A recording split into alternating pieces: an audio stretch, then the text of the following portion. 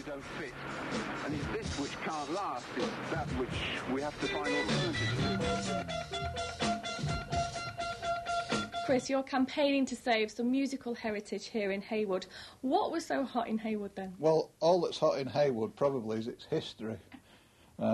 This building was, we built an attic studio in this building, which we're now sat in, back in probably around about 72, 73, with money provided by John Peel. An advance against sales royalties for the Tractor album he gave us round about £2,000, which, you know, back in 1972, for a little local Heywood and Rochdale band was quite a lot of money. We built this place, which is actually the attic of Steve's mum and dad's flat. Now, it wasn't just Tractor that recorded here, was it? But local bands came in here.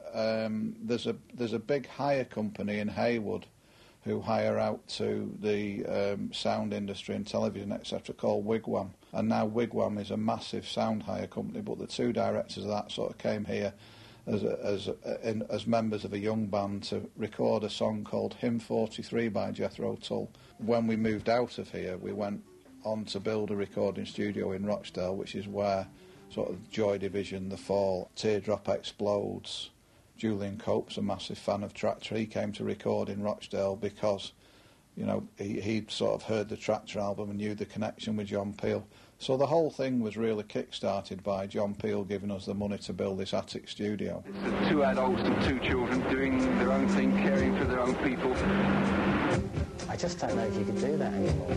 Started the Deeply Vale festivals, and obviously started in 76 with 300 people, and by 1978 we were we got the Fall playing. I think it was probably their 5th or 6th gig ever, and they played it for a couple of years. I think they were age 14 at the time. And you have a DVD out about Deeply Vale. We have, yeah. We made the programme with Granada ITV back in 2004.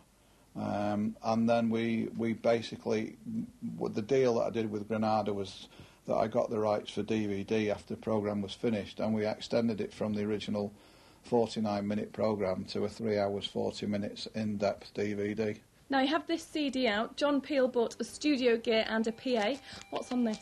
That's actually all the tracks on the CD are tracks that we sent off to Peel, which he then signed the band on the strength of those tracks, plus all the singles that we went on to record afterwards, most of which were done in this building. But you yourself are really responsible for a lot of Manchester's musical heritage.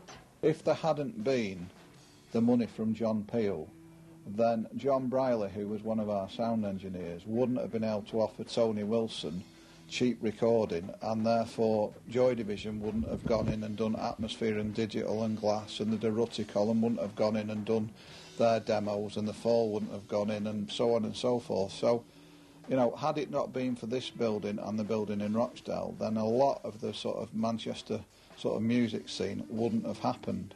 We realised that, you know, we should try and go for a blue plaque on both buildings, the one in Kenyon Street in Rochdale and this one on Market Street in Heywood. This was all kicked off because I saw that Strawberry Studios in Stockport, where 10cc used to record, and Joy Division went on to record there later. They sort of recently had a blue plaque and were claiming all the fame for Joy Division, and I thought, well, hold on a minute. Well, if Stockport can honour their recording studios, then Heywood and Rochdale should as well.